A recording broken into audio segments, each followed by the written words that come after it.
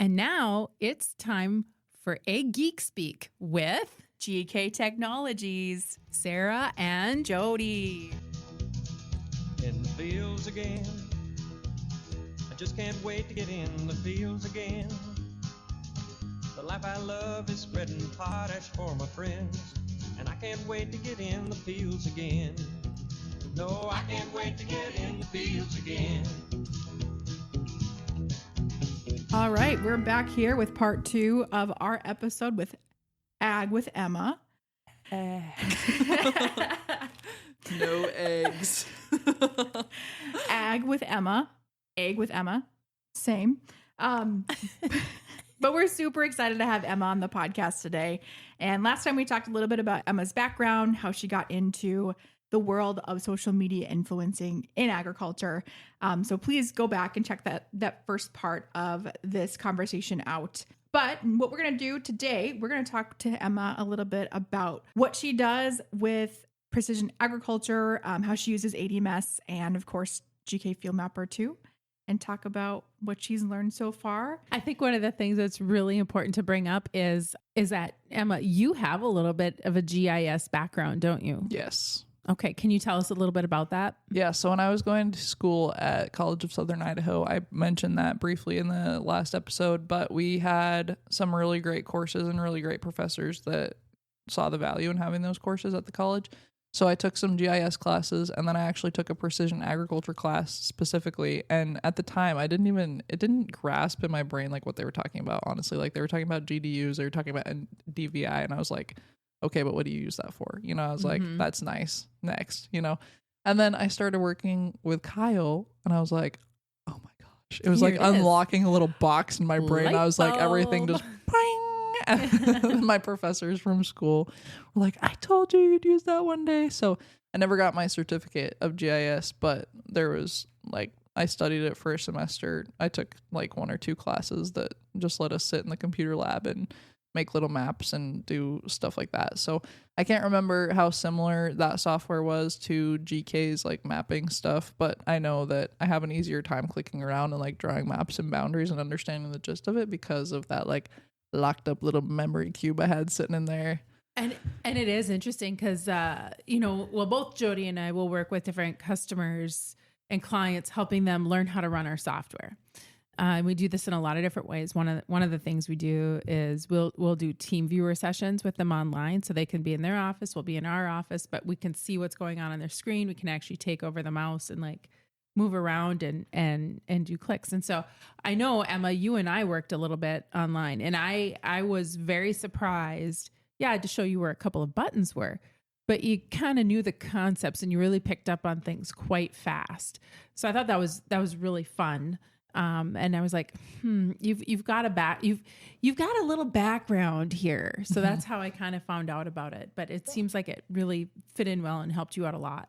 Yeah. And the fun part about where we did the team viewer thing was Kyle showed me one way to do it, and then you showed me a completely different way. And I love that because there's so many different ways to do the exact same thing. And we're all out here like doing it the way that it works for your brain. I think that's the coolest part about the mapping stuff is everyone has their own thing and it works for different brain types. It is a science and an art to make zones, and you can make zones from all different kinds of data, and that's great, but you have to find that way that works for you. And yeah, it's very true. There's a lot of times when people don't make zones exactly the same way. Even within our own company here at GK, we can find different ways of doing things. Absolutely. And things are all kind of the same in terms of when we're making a boundary, it's a combination of points and lines that form a polygon, right? So like having those concepts and knowing that, okay, when I'm drawing a boundary, what my goal here is making a polygon, even though you might not think of those as like being your terms, like once you kind of wrap your head around that, it's just like, okay, now I'm gonna make a cutout of this polygon. So that means I need to make separate polygons to make sure they're all connected. Like the point is once you kind of get that base concept of like, what are these things and what am I making? It helps you to create and think about things, or like make the things you're trying to make in your head on the computer and then in the field. Yeah. So it's been really fun to use the software for that. So what sorts of mapping things have you been doing with Kyle so far? So when I started with Kyle, I think he had me start like bare minimum on just downloading images to make some zones. Like I was just looking at images, making sure there was in clouds and making sure it was the right time frame. And I didn't really grasp like the why, because Kyle gives things to me in little bites. You know, he's like, okay, here's this and here. I think he's learning that I'm a better like big picture learner, but like also small bites are good. But I started with just downloading like a bunch of images for certain fields that he hadn't mapped out yet that we needed to get done before sampling was over. And then there was a couple fields that he needed boundaries drawn for. And then he had a couple times, like after I downloaded all the images, he had me merge them together. Like it's been very bite-sized, manageable pieces to the point that we had a farmer that we just started working with, the farmer that I have actually worked with for the last year and a half or whatever. And I was like, hey, I know you need some fields mapped. And so like Kyle's goal, like we talked about this, he was like, well, it'd be good for you to start from like bare minimum, or not bare minimum, like ground zero on fields that you've been on. So it just helped anyways that the farmer needed soil samples. So I got to like build those maps from the ground up, and then we went and soil sampled them, and they were such complex fields. Like they had tree rows, they had tree rows from 20 years ago that you could still see on the imagery that we had to like pencil out, and then you had to make like 3 different maps to soil sample and pull the zones off. It was insane, like the amount of work that it wasn't just a draw a square, go do the zones, and then, you know, pull 20 samples a zone. It was like, I think we pulled it had to be like 400 samples. Because you guys ended up with fields. A lot of like not 400 samples, my bad. Yeah, mod areas in those fields from that, and so you made them all yourself, right? Yeah. And these were fields that you had actually done harvesting on. Yep. Yeah. So they were their productivity is varying so much in those fields because there's just a lot of stuff going on. So they had tree rows that have been ripped out in the last like year, tree rows that had been ripped out 5 years ago. So we had to make separate fields. And then there was a chunk of the field in the middle that was an alfalfa field. So we had to make that a separate field. And then there was a section on the other side that's always been wet. So we had to take that out. And like it was always in hay or something like that. So I had to avoid that area. And then there's the tops of the sand hills that are completely different from other red zones. So we had to like leave that stuff out. And it was just really crazy. So. And so normally, okay, so when you're talking about pulling those separate places that field out, would the farmer actually like just drive across that area once and plant the whole thing going straight through? Is that kind of the intention going forward? So like where that old alfalfa field is, would he plant going through that alfalfa field? Yeah, so now it's all one field. Like they farm it as one field. They just recently ripped out tree rows on a place that they had to like do the loop-de-las around the tree rows, but they took all of them out. So right now it doesn't have any hay in it except for like the prevent plant side that's literally always wet that you can't get in. Okay. So have you had the chance to make a prescription yet? Yes, kind of. It's like in the process. Like we got the results, we plugged in what crop it's going to be, and then I don't think we've made like the prescription map. Okay. So because the cool thing about that is, you can totally pull out that alfalfa field and make sure that you get that soil sampled separately from the other things. You can even have its own zones within that little alfalfa field, and then everything else can have its own alfalfa field. But once you get your prescriptions made for each one of those fields separately, if you're going to farm through those, you just merge them together. Exactly. And that's what Kyle and I were talking about. So we just haven't got to we're still working on getting everyone else's like fertilizer recommendations. Yeah. So we're at the stage of taking the soil sample results and plugging them in to make the maps for that, to get like the average rates that the farmers need. So after, I'm sure like agronomy on ice, it'll start kicking back up into making. He showed me how to make the prescription maps of like what it looks like to plug the prescription into GK and then plug it into a tractor. Like he showed me how you have to like break it down like and depixelate it basically to like get the certain amount of pixels per equipment. But we just haven't I haven't sat down and done it yet. So It hasn't really clicked. Yeah. Once you do it, it'll fall into place. And so thinking back to like, okay, you've got this big area, this big field, and there's a lot of different things going on in it. What was it? Was it nice having that map that had all those mod areas when you were sampling? We didn't necessarily like so when we made the sample map, I just boundaried out the mod areas because there wasn't a ton of them, but it was just like we had when we started, I was like, this is going to be such a mess. So I started naming all of the last, like, where I wanted it to be, like, final boss image. Like, this is the final boss. But inside, so there's one field, and then we had 3 sections within that field. So we sampled one section, the hay section, and then the north section where the tree rows were. So I think the 400 samples was probably accurate because there's 3 zones within all of those. There's 20 to 30, and we pulled, like, astronomical amounts because of all the stuff that was happening. And then in the south field there was a hay section, and then there's the main section, and then we pulled off tree rows that had been there like 20 years ago, and that's when we got those like crazy phosphorus results. That was insane. So like between all that, I think it probably was close to like 300 or 400 samples we pulled that day because it was 5 fields. Is this the first time that this farmer has done precision soil sampling? Yes. So he used to do composites, and then we took the composite sample results compared to the zone sample results and found like kind of where they got skewed, and I loved that. I was like, oh. Have you had a chance to sit down with the grower and talk through those? Yeah, so we talked about, and we actually saved soil from all the samples. So we have a tube full of like topsoil, subsoil. Yeah, so they're all sitting in the office because I wanted to be able to see it. I'm like, okay, here's what this soil test looked like, and here's what the soil looks like.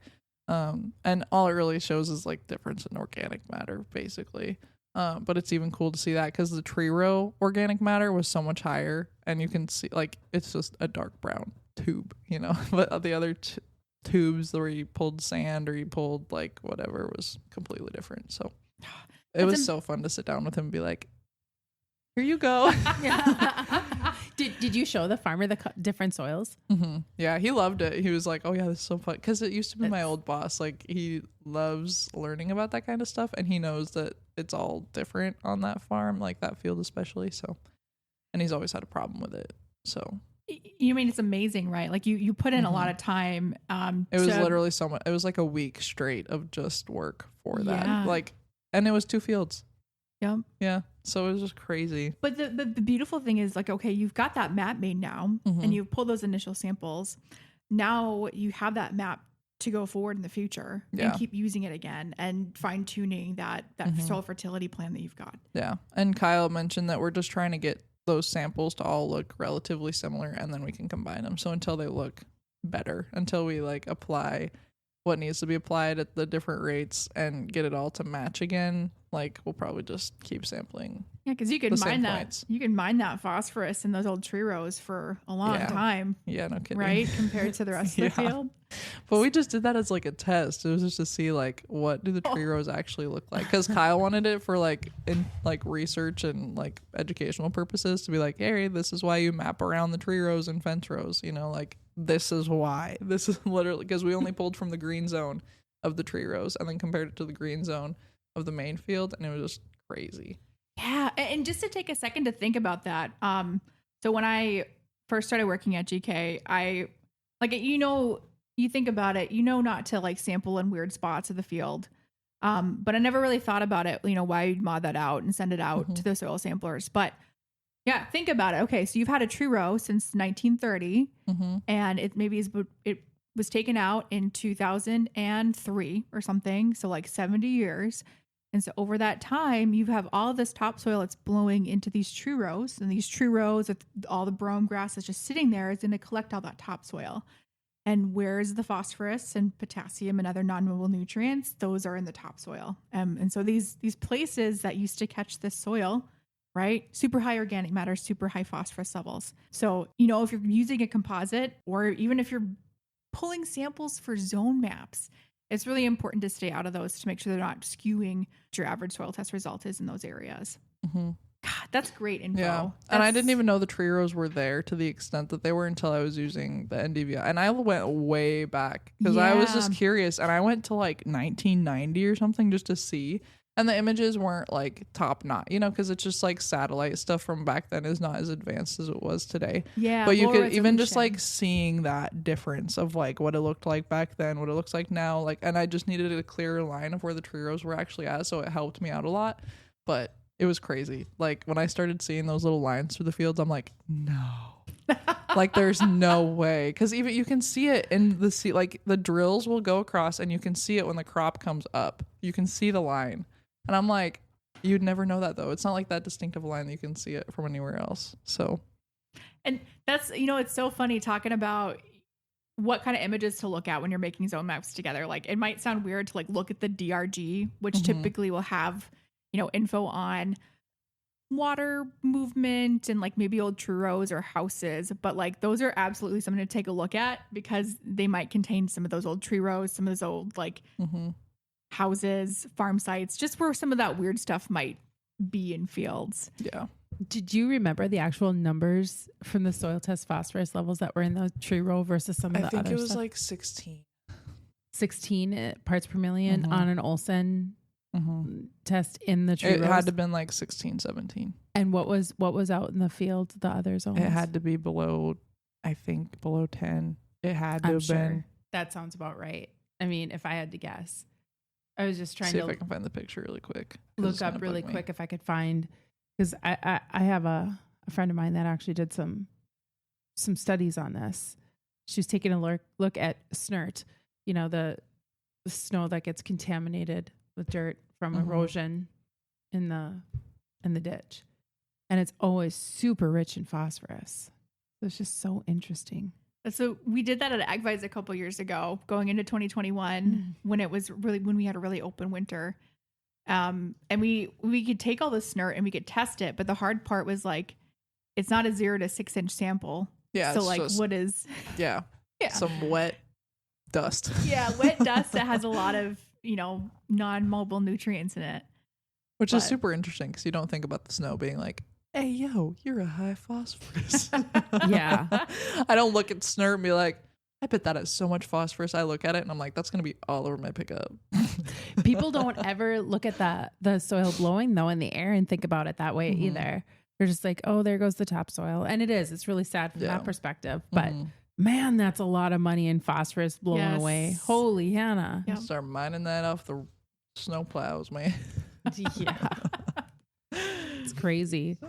So what was your favorite part of making that zone map?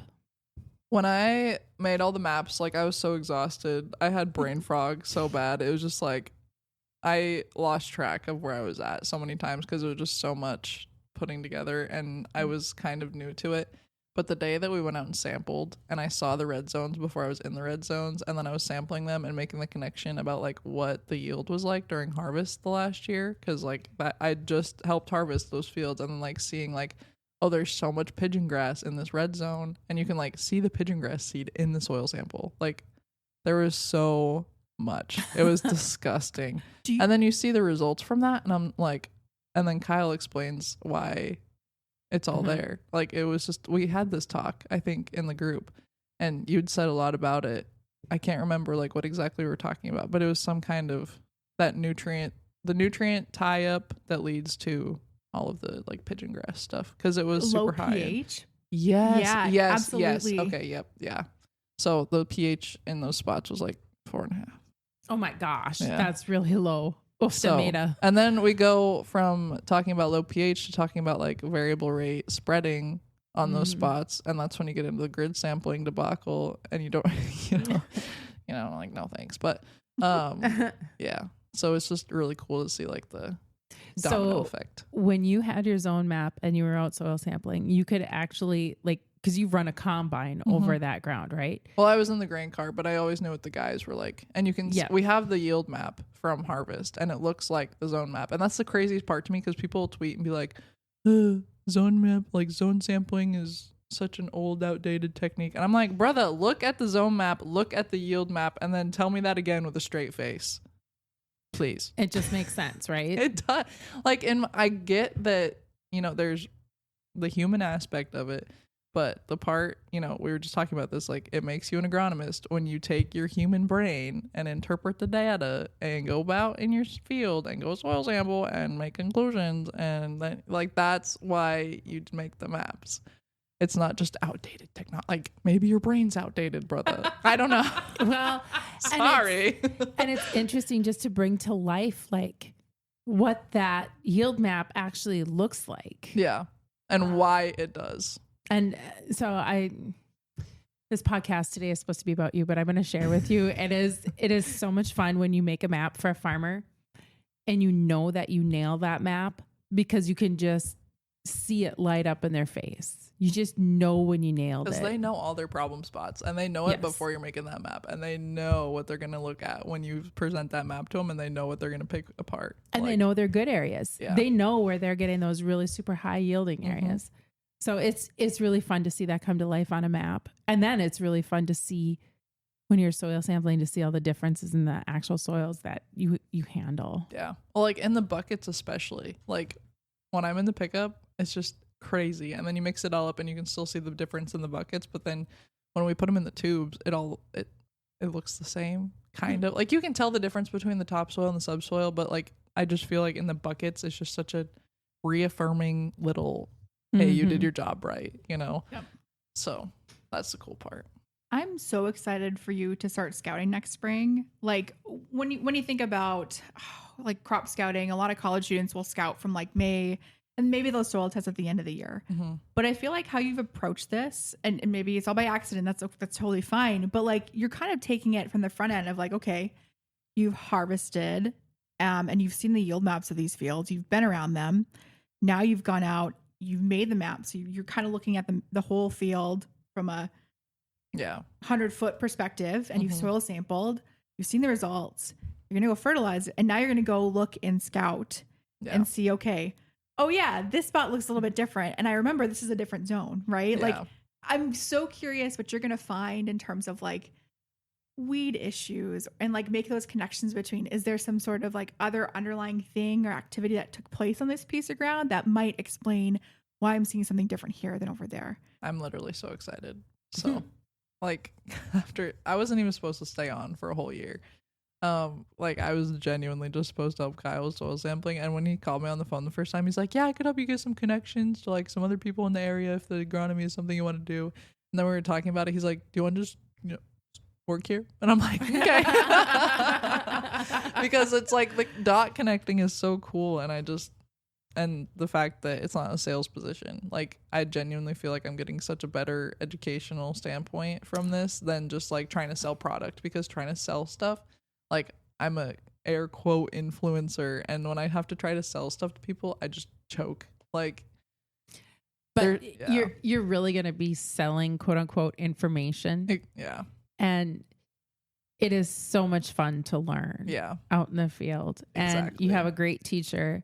So when you get to be out in that field and you get to learn all the ins and the outs, and you do get to see it come together, it's so rewarding. I'm so excited. It's a lot of work. It's going to be hard work, but and I don't think you get the chance to have as close of a relationship with farmers as you do when you work with them in this consulting capacity. Exactly. You get to know, what's important to them, how they think, how they make decisions, and what they really need on their farming operation. And it's just, it's a very special job. Yeah. I'm very excited. So, yeah. What were some of the challenges that you really faced when you were making your map? So with it being, I guess the process of it was like, what should I do first? Because you have this big field that's farmed as one right now. Like they have been farming it as one for 2 years. So you're like, okay, well, I need to make a big boundary. But then you make a big boundary and you can't really use it. Like you have no use for it. So you have to go in and be like, okay, when did the field change? Like what was the year? And then you have to go and collect all of the data. And the way that I collected data was like, I wanted to get one chunk done at a time because I wanted to be able to be thorough and like look at it. And there was a couple times that I could download the whole field, but I was like, I can't really make a zone map for the hay field at the same time making a zone map for this field, because it was also really nice because the field was so big. If there was a cloud in this section, I was like, well, I'm downloading for this section anyway. So that was it. I think just the process, and there were so many files. Kyle looked at it and he's like, you gotta clean this thing up. I was like, I'm very aware, but I know where everything is. Let me tell you, it's like a messy room. I know my hairbrush is like 2 centimeters away from the pencil on the floor. It is so funny. Like I know I look back at like the maps that I made before working at GK. Like I knew where everything was, but like the data structure and organization was janky. We'll just say that. Janky to say the least, for sure. I'm a janky organizer, and I will give things weird names. Like the other day, we started naming things graveyard because I was already making maps, and the maps, we had to redo the maps because we had different fertilizer needs and everything like that. So I was like, well, I can't remember if Kyle said it or if I said it. And it was just like, well, it's going in the graveyard, and I had to make a graveyard file in every single field. And I was like, oh well. Graveyard, final boss. We need to get this girl a fiery trash can of death shirt. I used that icon the other day. Kyle and I were like looking at something with data points, and he's like, we're gonna bring these to fiery trash can of death. I was like, that's not real. And he's like, it's right there. And I was like, there's no way. Oh yeah, it's a real thought button. It was so funny. For the listeners, if you want to delete vector data and GK technology, we have a fiery trash can of death, and once you hit that data is gone. Don't ever let me get my hands on what to name things at GK, because it will be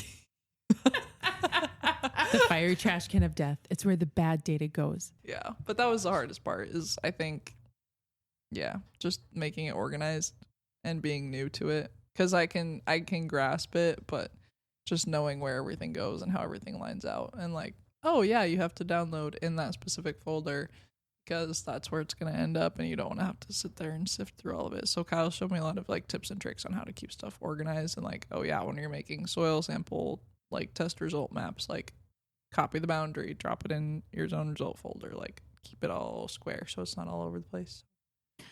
That is good advice. Yeah, it is super handy to have a more experienced hand just to walk through, like you mentioned too, like this field that you're working with, it's got multiple years. It's a monster. It is a monster. That's a really hard field to start on. Like, so having somebody there to help walk through, like, okay, let's think about it this way, or like, let's work on these in pieces. Like, just having that is very helpful. Exactly. It feels like a long process. And I think the next time I get a field like that, it'll just be like boom, boom, boom, because I caught my stride with it. But you'll know once you walk in there, you'll be able to be like, okay, what if I think about it this way? What if I think about it that way? And how do I divide it up? And it always improves. Yeah. So that's the exciting part. It's like, it's always room for improvement in the industry that we're in, like in the agronomic, like there's room for improvement in everything, but I really like being somewhere where improvement is necessary and encouraged, I guess. And there's never two things the same either, right? Like there's never perfection, because none of us can predict what the weather's going to be like. And that it's literally like a high risk. Like everyone talks about how farming is so high. Like I feel like the agronomy side of it is just as high in risk there. Like you're putting everything you know on the line, not knowing what's going to happen at the expense of someone else. Like that's insane to me. Yeah, when you put it that way. That's kind of what it is. Because like farmers put it all on the, like at the expense of themselves, and sure, like the people that they work with, but like when you're an agronomist and you have advice, and like I'm not at that point yet, like I'm not an advice, like I'm not there, but like watching the decisions that like Kyle has to make for the farmer, I'm like, good luck. But it's a very special. It's so rewarding role. when it goes right, but like when it goes wrong, it goes wrong. It most of the time though, it doesn't go wrong. Yeah, there's enough proven data and events to be like, this isn't going to go wrong. But in the off chance, that's terrifying to me. But like it happens to everybody. Everybody that works in that line of making guidelines and recommendations for things. Yeah. Like you can't be perfect. No, you can't be perfect. Yeah. And like sometimes there's like with labels, right? Sometimes you don't read the back page and there's one little clause there that says, hey, you don't have that much rain, or you missed that rain threshold by like 3 inches, then you probably might have crop response. Like it's just there's so many things, there's so many factors, and it's impossible to know everything. Yeah, exactly. And if anybody is telling you that they're out there crop consulting and not making mistakes, they're lying. Well, if anybody's out there crop consulting saying that they're not learning something new every day, that's probably a better way to put it. You probably have a closed-minded consultant. Yeah. That's one of the best parts about the whole thing, is just being able to constantly learn, always trying to do things a little bit better, trying to help the farmer do things a little bit better. But it is always very educational. And it's a lot to keep track of. It's a lot of brain space. Mm-hmm. It's a nice challenge, though. Oh, it's super fun. It's great. I am so glad that you're doing this. I am just so excited to keep watching you on social media to see what's going to be happening with your experiences as an agronomist with Kyle going forward. I'm excited to make it like fun and not that agronomy is old, but I haven't seen like agronomy videos aimed towards the younger generation of kids that are getting into it. Like that type of style of content. Like a lot of the agronomists that post on the internet post for other agronomists. There's not a consumer based, like consumer pointed agronomy standpoint. So that's my goal for this year. So that's amazing. It's going to be really hard. I'm struggling with it, but we're not in season yet either. Like I struggle so hard sharing the office stuff because I'm like, this is kind of redundant, and like consumers don't know about the like. Yeah, that's the goal. It's interesting because you have to start at baseline. Yeah. And while it doesn't feel like there's a lot going on right now because you're not in the field, but there's so much because you're trying to do planning, you're trying to make the maps, you're trying to make the herbicide plans. You're going to conferences and learning and meeting all these other people with all these other ideas that do things all totally different. And then you're like meeting new people that are like, what do you even do for work? And I'm like, I don't know. I feel like a hamster wheel right now. That's what I'm doing for work. I'm just running, man. I'm blowing off steam, trying to like get everything done. It's a lot of fun. I am definitely on the slave labor side of like computer work right now, though, which is fun. Are you doing a lot of mapping yet right now?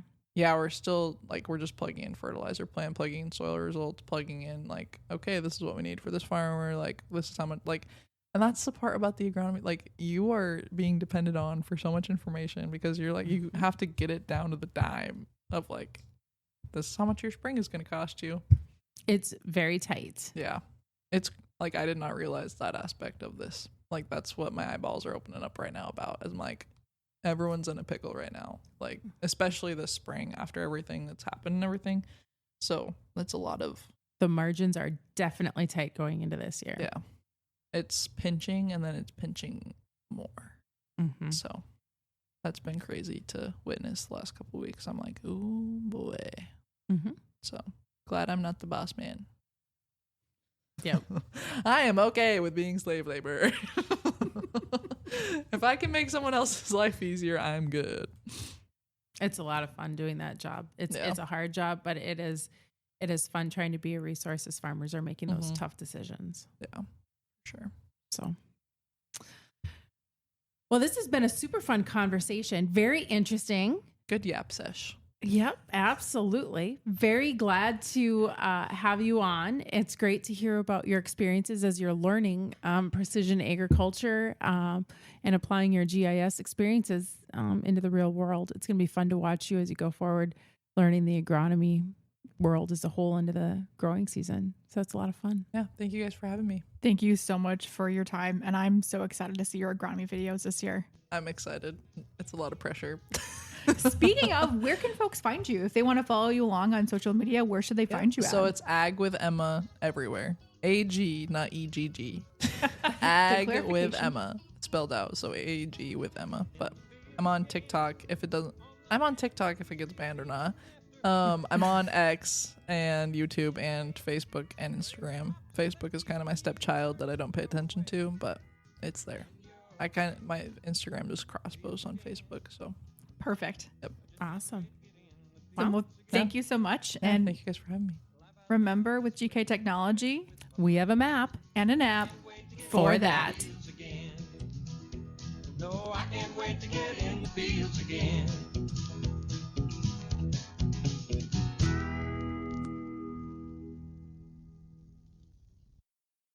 Let the geeks at GK Technology help you with your agricultural data.